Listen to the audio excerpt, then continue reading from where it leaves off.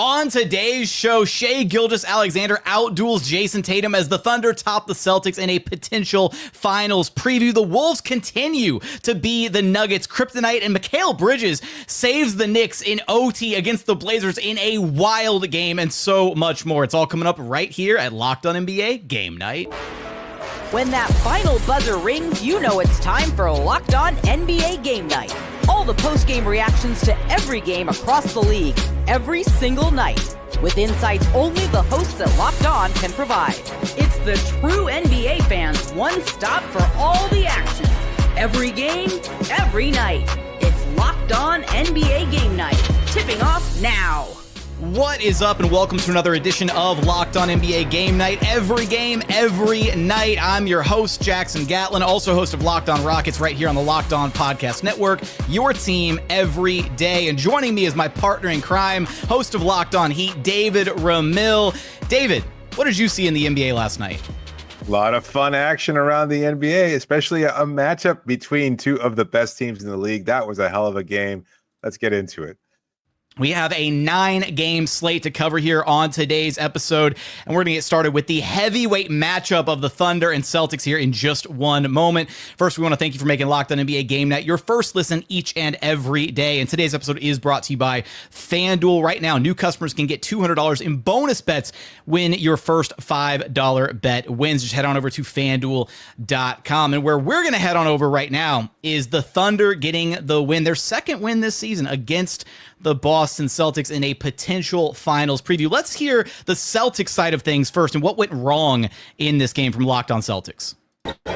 Boston Celtics came out hot from three. It was the only thing keeping them in the game early against a relentless OKC team. But then they went cold, and really the story of this game to me is how Jayson Tatum and Shai Gilgeous-Alexander had an incredible duel. And they did get some help. You know, Al Horford had a big game, 6 of 12 from 3, 6 of 12 from 3 from Derek White. But Jaylen Brown had a real rough night, and they had 1 of 7 shooting from Jrue Holiday and 2 of 9 from Peyton Pritchard. Not enough help for Jayson Tatum in this game, who had a monster 33-point game, but even he didn't shoot well from 3. So OKC, obviously a great team. Both teams were missing guys. So the Celtics without Kristaps Porzingis, certainly would have been a different game if he was able to play, and that's going to be something that the Celtics hang their hat on. His rim protection would have been really important against Shai Gilgeous-Alexander. But bottom line here is OKC came into Boston. They did their job. They were relentless. They attacked. They cut. They really picked the Celtics defense apart. And Jayson Tatum didn't get enough help. So it's going to be a real talking point here now in the NBA for a while as the Thunder have beaten the Celtics twice. And if these two teams match up in the finals, it might just come down to who's healthy. Celtics were 20 of 63 from downtown in this game, David, just 31.7%.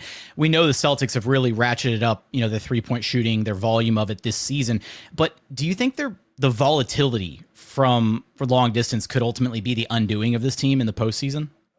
No, I just feel like they're so consistent at it. They're going to put up a monster number of shots, and they hit more often than not. So I don't think it's that part. I don't think that's big. It's a big problem at all because, again, they're so consistent. It's such a big part of their offense, and they have enough to be able to get to the rim, whether it's Tatum or Brown or Porzingis, if he's able to finish around there, if he's healthy again. So I'm not too concerned about it. I don't know that I buy into what John was saying in terms of that the players that weren't available made that much of a difference. Like he talked about the players missing or Porzingis missing and maybe his ability to be an X factor, but they were missing Jalen Williams on the other side of things. And he's a huge part of what's made Oklahoma City such a strong defender. And Alex Caruso too, obviously a great defender in his own right. So I think like OKC was missing just a little bit more on their side of the ledger. And I don't know how much of a difference it would make. I don't know. Porzingis, obviously a very good defender, shot blocker, and he can alter shots at the rim, etc. But I still think OKC is strong enough. And certainly when they're able to hit from the perimeter as well as they did today, I still give them the edge. I don't know. It's an interesting matchup between these two teams. And I'd love to see it go 7 games in the finals. I think all NBA fans deserve a 7-game series between these two teams. It would be absolutely fantastic. I wonder about the 3-point shooting stuff though, because at times I just feel like the Celtics fall too in love with the 3-ball, right? Because like there was a possession late in this game in the fourth quarter where Drew Holiday had a beautiful drive, got right to the rim, beat his man, and then passed it out for a 3. Like he passed open a wide open layup at the rim. That's not the only time that happens. Like the Celtics do this weird thing where sometimes they have wide open driving lanes or what would be a high quality shot for any of the other 29 teams in the association, and they're so conditioned to want to shoot those threes.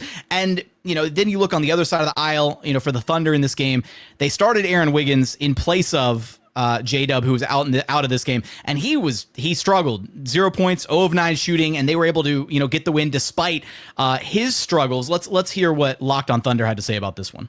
Oklahoma City Thunder get another really big win. This team continues to fight through adversity. No J-Dub, no Caruso, doesn't matter. They still sweep the Boston Celtics, still keep the Celtics 3-point shooting in check, and they were able to pull it out behind SGA's dominating offense and the double big lineups coming together. Whenever SGA was off the court, it was Chet, it was Hartenstein. Their playmaking, their scoring ability that really helped tie this team together and get them a big win. It was a fun game, a physical game, and a game that the NBA should be proud of. This was a very fun basketball game that the NBA world deserves 7 of in June. Hopefully each team does their part to get there, but you can't say enough about SGA and his MVP case. Tough bucket after tough bucket as really the only true scoring option on the court. He did enough against a really good Celtics team to get them a win, down their second best scorer, down one of their best defenders on a historically great defense. This was an ultimate win to continue to add to the resume of a Thunder team that, despite its regular season success, is still doubted. We'll see if they can put the doubts to bed whenever the season ends in the postseason.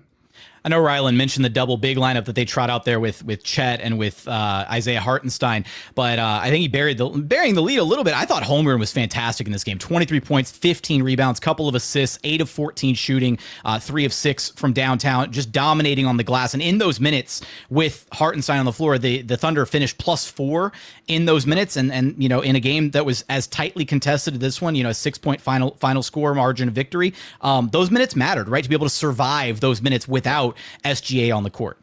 Yeah, I think Holmgren was fantastic. He's a real X factor in the matchup between these two teams, especially when he's hitting the way he does today. He 3 of 6 from the perimeter, 8 of 14 overall for his 23 points, 11 rebounds, 2 assists. I mean, just a monster game. Really solid performance. And look, when he's able to attack like that, when he's able to finish as well as he does, he could be such a difference maker for this Oklahoma City Thunder, especially if they're down a player. So, I mean, while as much as health matters, I just like Oklahoma City's depth just a little bit more than what Boston's able to put together. It certainly feels like Boston probably has a better, like when you look at like their top, Boston's top 5, top 6, whatever, between those 1 through 6 spots. Boston has the more top-end talent, but OKC's got a little bit better depth, I think, and it showed itself in this game. But hopefully we do get a series between these two teams in the postseason. Well, maybe there's probably a bunch of fan bases listening like, hopefully, get out of here, Jackson. We don't want hopefully other teams are rooting for their teams to make it to the finals, all that stuff. I don't know. As a basketball fan, I would love to see these two teams play in a 7-game series. But coming up, the Wolves continue to be the Nuggets' kryptonite, and Mikal Bridges saves the Knicks in overtime against the Blazers in one of the wildest games of this season. We're going to get there in just one moment. First, today's episode is brought to you by TurboTax. Taxes was waiting and wondering and worrying if you were going to get any money back, and then waiting and wondering and worrying some more. Now, Taxes is matching with a TurboTax expert who can do your taxes as soon as today. An expert who gives your taxes their undivided attention as they work on your return, while you get real-time updates on their progress so you can focus on your day. An expert who will find you every deduction possible and file every form, every investment, everything with 100% accuracy. Also, you can get the most money back guaranteed. No waiting, no wondering, and no more worries. Now, this is Taxes. Get an expert now on TurboTax.com. Only available with TurboTax Live full service. Real-time updates only in iOS mobile app. See guarantee details at TurboTax.com/guarantees. Today's episode is also brought to you by Monarch Money. Ever check your bank account and wonder, where did all your money go? Between dining out and shopping online and entertainment, it's really easy to lose track of your spending. That's where Monarch Money comes in. Your personal CFO, giving you full visibility and control over your finances. Monarch Money isn't just a budgeting app, it's a complete financial command center. You can track all your accounts, investments, and spending all in one place, so you can stop just managing your money and start building wealth. When I started using Monarch Money, I realized just how much I was spending on eating out, and tell me it was a lot. It was an embarrassing amount. I budget smarter now and save more money. Take control of your finances with Monarch Money. Use code LOCKEDONNBA at monarchmoney.com for 50% off your first year. That's monarchmoney.com, code LOCKEDONNBA for half off of your first year. And continuing on here at Locked On NBA Game Night, where we appreciate you making Game Night your first listen each and every day. For your second listen, go check out Locked On Heat with David Ramil. Come check me out over at Locked On Rockets. We'll be talking about our games a little bit later in the episode. Both of our teams played. One won, one didn't. Let's get to our next game of the night, where the Timberwolves continue to be the kryptonite for the Denver Nuggets. Let's throw it out to Locked On Wolves for more. The Timberwolves beat the Denver Nuggets by 20 on Wednesday night. I'm Ben Beacon, host of the Locked On Wolves podcast. The Wolves have won a season-high 6 games in a row, and they are now a season-best 9 games above 500, hovering right around the 6th spot in the West, trying to stay out of the play-in range. They jumped on the Nuggets early in this one. It was in some ways reminiscent of some of their more dominant performances in the second-round playoff series win over Denver last year. Mikal Alexander-Walker picking up Jamal Murray full court, pressuring him into a 1.0 field goal first half and a 12-point on 15 shot night for Jamal Murray. Nikola Jokic had 34, but only 4 assists and 3 turnovers. The Wolves were led by Anthony Edwards, 29, 6, and 4, and Julius Randle, an efficient 25 points on 12 shots. The Wolves played a well-rounded offensive game, but the story of the night was the activity on the defensive end of the floor, the deflections, the full court pressure, a really, really impressive performance by the Timberwolves. At one point during the broadcast of this game, the national broadcast, David Richard Jefferson said that the Wolves are getting more tips than the FBI, which I thought was hilarious as far as a line goes on the broadcast. But I mean, to his point, the Timberwolves defense was everywhere in this game, and they really did a great job limiting the Nuggets. Jamal Murray really struggling that first half, to Ben's point, 0 of 7, just 1 point there. And then even though Russell Westbrook had a really strong first half, he had 17 points. In the first half of this game, Russ had 17, Jokic had 21. They combined for 38 of Denver's 48 in the first half of this one. And then Westbrook was a no-show in the second half, really struggled, only 2 points to close out play in the second half of this game. What is it, do you think, about this Wolves team? They're the Nuggets kryptonite, man. It's something about seeing them. I don't know if it's just a mental collapse or what. They cannot get it done against this team. I think they just have the right combination. I mean, it starts with Rudy Gobert anchoring the defense, and he makes things so much more difficult for Jokic. He limits his passing lanes. As brilliant a passer as the Joker is, it's made just a little bit more difficult with the size of Gobert out there, and that kind of leads their perimeter defenders to be able to get those tips or make a steal and kind of ignite their fast break opportunities. But I look also at the volume of three-point shooting. Minnesota puts up a lot of shots. That's not how Denver's defense is geared and towards limiting those perimeter looks. They kind of allow those looks, but when they're able to hit at such a high rate as they did tonight, I think it's such a huge swing factor in Minnesota's favor. And you look at the rebounding edge too. Again, Denver, a team that usually out-rebounds groups. Against Minnesota, that's not the edge they had. It was certainly a factor in tonight's game as well. So I think that's partly what combines to make Minnesota such a strong adversary for Denver. The rebounding was absolutely an element at play here. Minnesota had 29 second chance points to just 11 by the Denver Nuggets here. And then the other one on that kind of the defensive activity by the Wolves in this game. Denver only had 10 turnovers, which was a little surprising. I want to say 9 of those actually came in the first half, so they did clean things up as the game wore on. But Minnesota scoring 19 points off of those 10 turnovers, so very much capitalizing off of those offensive miscues by Denver. Do you think Denver should be afraid of matching up with Minnesota in the playoffs if these two teams line up? I wouldn't be surprised if there's a little kind of chicanery towards the end of the season to see if they might be able to avoid these Wolves teams. I don't know that they're concerned necessarily, and I don't think that's how Denver's wired and Malone's wired, but if they might change things just a little bit, maybe throw a couple games or rest a couple of players once playoff seeding becomes a little bit more clear, I wouldn't be all that surprised. You want to try to create a favorable matchup in the first round at the very least. We've always seen that that playoff jockeying in the final few games of the regular season. Sure. It's always funny to see teams throwing away games, trying to angle for their preferred matchup or so. Let's get out to our next game here. A absolutely bananas game, David, between the Knicks and the Blazers. Let's go out to Locked On Blazers for more. Trailblazers lose at the buzzer 114-113 to the New York Knicks in a game that was truly wild. 42 lead changes, one shy of the NBA record, and it ends on a buzzer-beating three from Mikal Bridges. I'm Mike Richmond, host of Locked On Blazers, and this was just an entertaining, wild, physical game that came down to truly the final shot. Blazers trailed by 6 with a minute 15 to go after back-to-back threes from Karl-Anthony Towns, but they rallied. Scoot Henderson, who had a really big close to the game, had the final 8 points in regulation to give the Blazers a chance, and then they took the lead late in overtime. Denny Avdia, an and one bucket with 3.5 seconds left. The Knicks take a timeout and set up their final shots. Mikal Bridges hits a fading three to his left over the outstretched arms of Donovan Clingan, and the Blazers lose. A heck of a game, a fun one, and I guess they'll do it again on Sunday. Mikal Bridges finished this one 33 points on 13 of 21 shooting, including the buzzer beater to win this one. On the other side, Scoot Henderson was sensational in this one. 30 points, 10 of 16 shooting. I want to say he had 18 points across, if I got that number right, across the fourth quarter and overtime to kind of keep the Blazers in this game, hitting big shot after big shot late. One of the crucial moments in this game where I really thought, oh, here it is. This is the Blazers, the basketball gods were on the Blazers side of this one. Josh Hart traveled after the Knicks got the stop that they needed on Scoot Henderson. Scoot drove. The Blazers were down 111-110. Scoot Henderson drives to the basket. Maybe a little bit of contact there. No call, whatever. It's off the Blazers. Knicks get the ball back, and all they have to do is inbound it. The Blazers were going to have to foul. They'd get free throws, whatever, and you'd go into that whole mess at the end of the game. But Josh Hart ran the baseline, and because it wasn't off of a made basket, it was a traveling violation.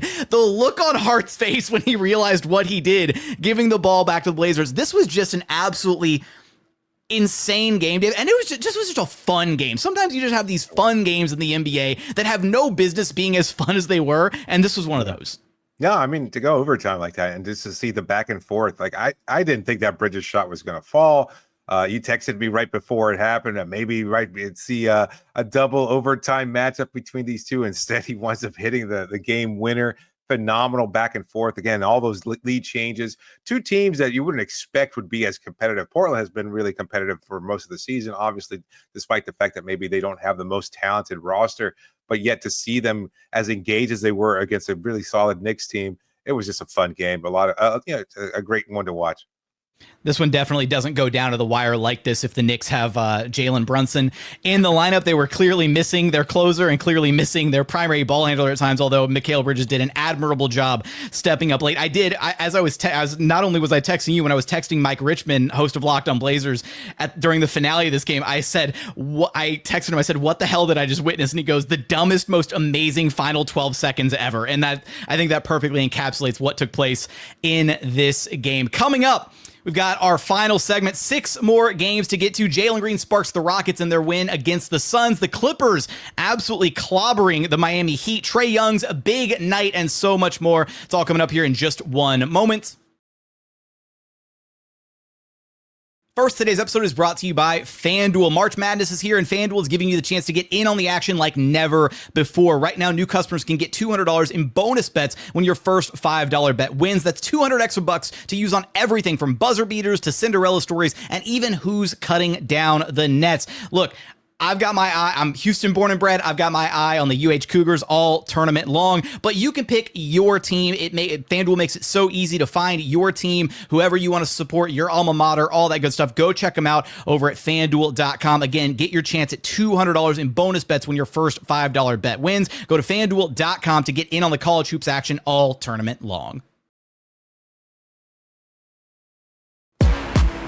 And final segment here at Locked On NBA Game Night. We've got 6 more games to get through of our 9-game slate. And in our final segment, this is where we run our shoot, drive, pass segment. So we shoot if we have a take about a game. We drive if we have a question that we want to lob about a game. And we pass if there's just not really much more to add about what happened besides our local expert breakdown from our post game now. So we'll come out to Houston for the Rockets 111-104 win against the Phoenix Suns. Final score doesn't really do this game justice because the Suns waved the white flag with a few minutes left in this game, and the Suns third stringers actually ran up the score a little bit. But this was a game where the Rockets were sparked by a huge third quarter from Jalen Green. 18 of his 29 scored in that frame to help the Rockets kind of pull away in this one and take control of this game. Alperen Şengün had a phenomenal night as well. 20 points, 7 of 7, a perfect shooting night for him from the floor. Went 5 of 6 at the charity stripe to go along with 4 rebounds and 7 assists. And then on the Suns side of things, Bradley Beal led the way with 25 points on 9 of 14 shooting, and a relatively quiet night for Kevin Durant. 19 points, but on good efficiency, 8 of 12 shooting. Just probably didn't get enough touches at the end of the day in this game. And the big story here for Houston, they got Fred VanVleet back after missing 16 of the last 17 games. He showed up for one game and then re-aggravated that same ankle that held him out for all those games before, stepped on a referee's foot, was sidelined for even longer. And Fred is so important to what the Rockets do. He takes care of the basketball. He limits their turnovers. He provides kind of this calming influence on still a very young Houston Rockets team. So, all right, David, shoot, drive, or pass. What you got for me on this one? Well, I'm going to drive on this one. Obviously, you know the team better than anybody. And you look at a monster game from Jalen Green and his 29-point outing, and he was so phenomenal. And then as we're looking towards the postseason, how confident are you in his ability to be the kind of X factor that Houston needs just because of his incredible offense and what he can provide for this team, being that it's going to be his first taste of playoff action, and then he's so relatively inexperienced at the NBA level still. Like, are you confident in his ability to continue to be an X factor in the playoffs? I'm confident in his growth, and I think that he showcases it consistently now. His decision-making's gotten better. His ability to read how defenses are guarding him and his teammates, whether it's him deciding, okay, it's my turn to attack, or it's my turn to, they're loading up on me, I need to distribute, all that kind of stuff. I really think the physicality of the playoffs might be the thing that really gets to Jalen. That's the thing that really bothers him. He still has a bit of a loose handle at times, and ball pressure is usually his undoing. Also, when he gets to the free throw line, that tends to unlock the rest of his offense, but he's to this day, he receives one of the most unfavorable whistles of any player who drives and receives contact as much as he does driving to the rim. In this game, he got to the free throw line 11 times, knocked down 10 of them. He was aggressive. He got downhill, drew a bunch of fouls. But that's going to be the big thing for him, is can he handle the physicality of the NBA postseason? And once things slow down, that's going to be a new look for this Rockets team. They like to play fast. They like to play in transition. They really rely on their defense to kind of ignite their offense. And it's going to be interesting to see if the postseason will allow them to do that. All right, let's get out to our next one here. The Clippers getting the 119-104 win against the Miami Heat. David, what happened here? I have no idea. The Clippers on the second night of a back-to-back, having lost yesterday in New Orleans, and then they travel to Miami. That usually means an easy win for the home team, and yet that was not the case. James Harden was phenomenal. He wound up having a really great night. But the real story for the Clippers was their interior presence. Zubac was phenomenal. He looked like an all-star against Miami's interior defense, whether it was Bam Adebayo or Khalil Ware. None of them had any kind of answer for his physicality, his ability to get rebounds. He was great. He pulled down 14 boards on the night. He was just a really strong presence. Both Bam Adebayo and Ware were limited to single-digit production. They just seemed to shrink in the moment. They couldn't really handle that kind of physicality, and they didn't get much support from anybody else, although they had some nice hustle plays from rookie Pella Larson, and Tyler Hero wound up leading Miami with 31 points. It's too little too late, and not enough for a team that really doesn't seem to have any clear identity or understanding of how to win anymore. I'm not sure if it's just a spark that's missing from having traded Jimmy Butler, or whether or not they're still trying to incorporate these new players, or maybe it's just a talent disparity. But this Miami Heat team seems like they're just traumatized from the whole Jimmy Butler saga and can't seem to figure out how to win anymore, and they've lost 5 straight. Although a couple of those games have been competitive, they just can't seem to figure out what's necessary to take it to the next level and actually pull off a victory. 56 to 46 points in the paint advantage for the Clippers in this one. Shoot, drive, or pass. Where are we going on this one, David? I'm going to pass. I don't want to talk about this team anymore. Okay, all right. Let's go out to our. We're gonna save David from any further trauma with the Heat. Let's go out to our next game, the Atlanta Hawks and Trae Young's big night, living at the charity stripe against the Charlotte Hornets. Let's go out to Locked On Hornets for more. Hello, friends. My name is Brad Rowland, and the Atlanta Hawks have now won 4 games in a row as they hold serve at home, knocking off the Charlotte Hornets on this Wednesday evening. Trae Young with a monster second half, putting 26 points after halftime. He finishes with 35 and a career-high 21 free throws made for Trae Young, who took full advantage of Charlotte's aggressive defense in the second half. It was not the best game that you've ever seen, honestly.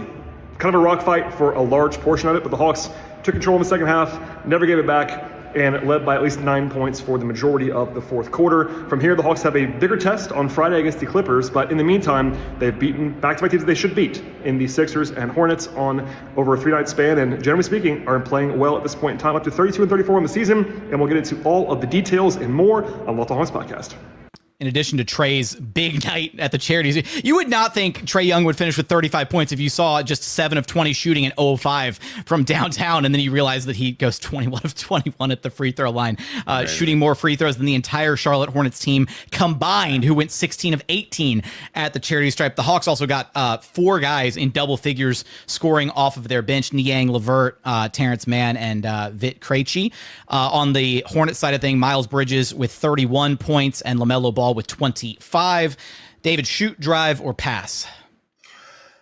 I don't know if this is necessarily a shoot situation here, but I look at this Hawks team and I still don't know what to make of this group, because I don't think they should be playing as well as they are. Obviously, they traded away some key players, and they had to go through some injury issues, and they've won 4 in a row, and here they are, trying to climb up the Eastern Conference standings. I don't know that they can catch up to the Detroit Pistons for the 6th seed, and I don't know if they're a legitimate threat in the play-in tournament or what's going to take, if they can actually pull off a victory.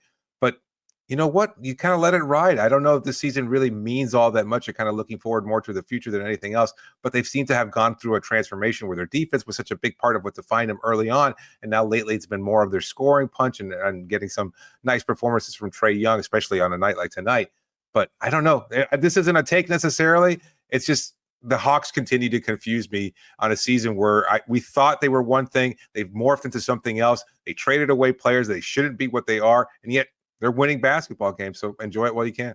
Feels like they're kind of just playing with house money, right? Whenever you do a soft reboot around a star, as long as Trae is still bought in on being in Atlanta, then I don't think they're in any rush to try and be competitive right now. They've got an incredibly young team, an exciting team for the future. So we'll see where this Hawks team ultimately lands. But let's get out to a team with maybe less of a bright future. I don't know. A team feeling some doomsday vibes, and that's for sure. The 76ers getting another loss at the hands of the Toronto Raptors, 118-105 final score. Let's go out to Locked On Sixers for more. People in Philadelphia are celebrating after the 76ers lost to the Toronto Raptors, 118-105. Now, before you laugh, you got to understand why they're celebrating. The 76ers aren't going to go anywhere this year in the playoffs. No, they're not. And also their draft pick is top 6 protected, meaning if it finishes outside of the top 6, they lose it to the Oklahoma City Thunder. Well, the reason why they're celebrating is because this loss right now has them tied for the 5th best chances to win the lottery. They're 22-43, tied with the Brooklyn Nets. So, there are going to be a lot of people talking about how Quentin Grimes had 29 points and was rolling, how the Sixers had a valiant comeback against the Toronto Raptors. But guess what? They lost. And everyone, not everyone, but a lot of people in Philadelphia are celebrating. All right, David. In lieu of a shoot, drive, pass for this one, I'm gonna give us a fourth option here. I'm gonna add an option. It's gonna be roll. I want to just burn a tankathon spin and see if the 76ers actually keep their pick. So the Sixers fans that are cheering for these losses, let's see if it was all worth the while. So I've got tankathon pulled up right now. Let's burn this spin, and we get. Oh, it falls to pick number 7. That means OKC walks away with the pick. All the losing was for nothing. And guess who actually won the Cooper Flag sweepstakes, David? The Brooklyn Nets on this spin. They jump up 5 spots to number 1 overall. And and you know what? I'll take this one too. Shout out to my Rockets fans here. The Phoenix Suns pick jumps up 9 spots to 3 overall. And that conveys to Houston. So the Rockets owning all of Phoenix's future draft capital is looking great with a team that is poised for implosion this upcoming offseason. All right, we've got 2 more games to get to here of our 9-game slate. Let's go out to Memphis, where the Grizzlies taking care of business against the Utah Jazz. It was perhaps closer than it should have been, but the Memphis Grizzlies continue rolling. Another win to add to the victory streak, this time against the Utah Jazz. Really impressive showings from folks you'd expect them from and folks that you wouldn't. I'm Joe Mullinax of Locked On Grizzlies, and at this point, it's commonplace to say call 12. You expect for Ja Morant to step up in the biggest moments and be exactly what the team needs to get over the hump. But you don't always expect a 30-piece from Luke Kennard, and you don't always expect Brandon Clark to make an oversized impact, even when he was asked to do more than he probably should have been asked to do as an only big man on the court when Memphis would go small. It was a nice mix against the Utah Jazz of the superstar and the role player, everybody playing a part in Memphis continuing their winning ways. And don't look now, the Grizzlies are streaking, and they look to have their swagger back just a little bit. On the Jazz side of things, John Collins and Colin Sexton both had 22 apiece. And yeah, big night for Ja Morant. Huge night for Luke Kennard. Jazz had no answer for him. 7 of 9 shooting from long distance. Just best shooter in the NBA, continues to be the best shooter in the NBA. David, shoot, drive, pass. What you got for me?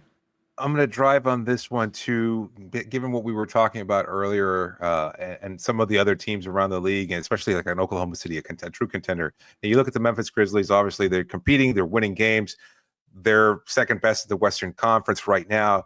But you look at their depth. Are you a believer in their backups and what they can produce? Because obviously a night like tonight, Kennard has a monster game. But aside from that, it just doesn't seem – it seems like they're carried so heavily by their star players, especially Morant.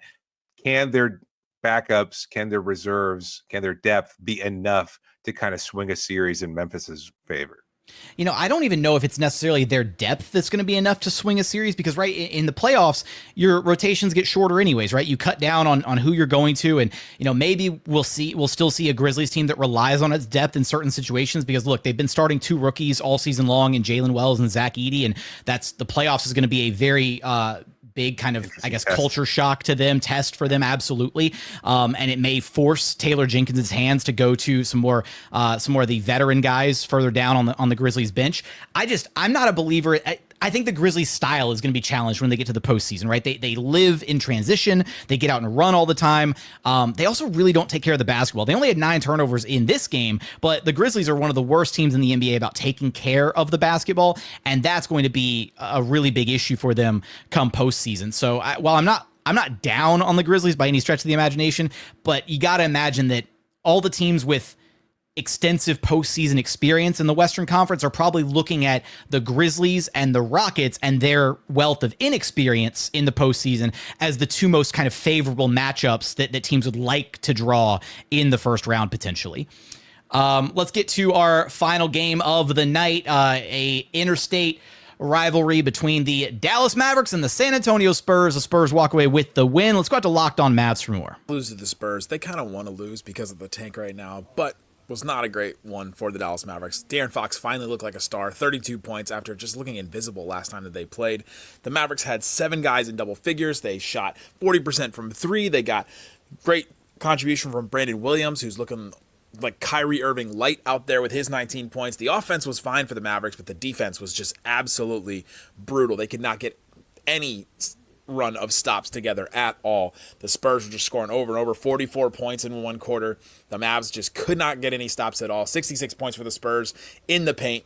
And the Mavs defense, who's still playing, they still have just 9 players right now, which is a lot considering they had 7 healthy players and even 6 healthy players during one game recently. But the Mavs are slowly getting guys back from injury, and this one they just ran into a Spurs team that actually finally bounced back and looked like they were led by an actual all-star in De'Aaron Fox. It's like Nico Harrison did the monkey's paw curl, where he's like, I want a team that plays defense to win championships, and then you lose all of your defensive bigs all at once. No Derek Lively, no Daniel Gafford, no Anthony Davis. Just brutal for the Mavericks. Continues to be brutal. De'Aaron Fox, like Nick mentioned, 32 points, 12 of 25 shooting, went 6 of 6 at the free throw line, had 9 rebounds and 11 assists in the win for the Spurs. Our final game, David, shoot, drive, pass. What you got? This one's such a tough one to decide on because it just doesn't feel like the Mavericks can actually go anywhere. Obviously, their season is totally broken. The trade broke them. The players in injury and everything else like that. Eventually, they'll bounce back. But at the same time, you look at them right now, currently hanging on to the 10th seed in the Western Conference. And it just seems like between them and Phoenix, who winds up being less terrible over the course of the second, the last stretch of the season here, might actually get that 10th seed. But what's it all for? I don't know what to make of this team either, but I'm just going to go out on a limb and say the Dallas Mavericks will not make the play-in tournament. As a Houston Rockets homer, I'm actually going to be the biggest Dallas Mavericks fan for the rest of the season because we need the Phoenix Suns to continue to plummet down the standings and hopefully convey a better and better pick to Houston. But with that, that's going to do it for our edition of Locked On NBA Game Night. Thanks so much for being here with us on Locked On NBA Game Night. For your next listen, go find the Locked On show for your favorite team. Until then, we will catch you guys on our very next game night.